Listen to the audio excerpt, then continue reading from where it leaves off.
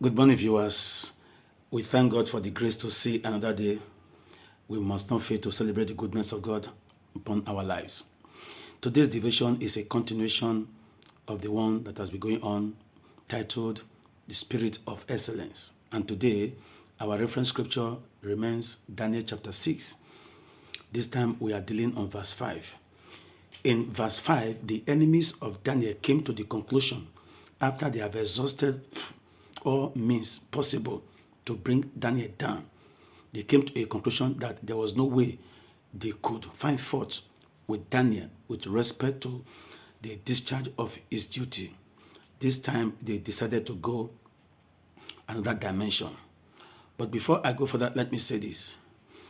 They subjected Daniel to 3 tests.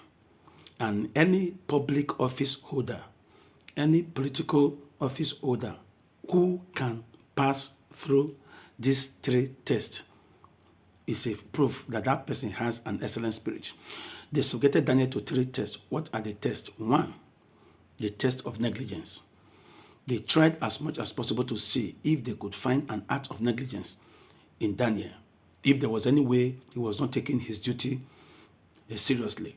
They wanted to find out if Daniel was the type that was coming late to office. Even when it is not time for Daniel to resume office, these persons were already there to see if Daniel will 1 minute late so that they can use that against him. But lo and behold, before they would get there, Daniel was already there. So they didn't find any ground on incompetence to hold Daniel. Now, the next test that they subjected Daniel to was the test of competence. Competence, yes. They wanted to find out if there was anything Daniel was not doing well that they could use against him. But lo and behold, under the leadership of Daniel, the king was making more gains, making more profits, making more money. So they discovered that, yes, in terms of professionalism, Daniel outperformed all of them. So that one too did not say true. Now, they resorted to the 3rd test, which is the test of corruption. People were given money to bribe Daniel. Money was left in Daniel's office to see if he would use them for his personal purpose. But they discovered that their account remained the same. 1 naira was not taken from there. Now, when they discovered that all these ones did not work, they decided to go another dimension. And that is what we want to talk about today. That when you have an excellent spirit, the enemies do not only fight you physically, they also fight you spiritually. Listen, and listen very good.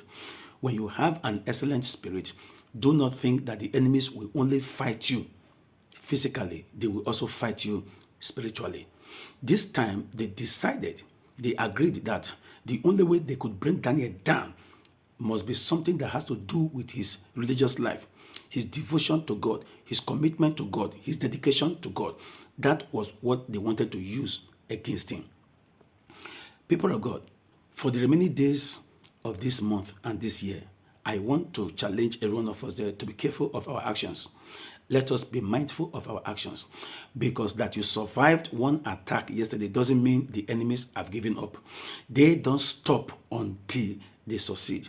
And if God is not on your side, if God is not there to fight for you, they will succeed over you. In case of Daniel, the biggest mistake they made was to find fault with Daniel with respect to his service of God. They didn't know that Daniel was even more devoted, more committed, more faithful to his God than to the laws of the king.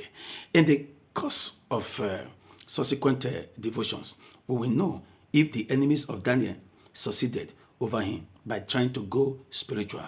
Until then, stay out of trouble, and may the Lord bless you. May the Lord keep you.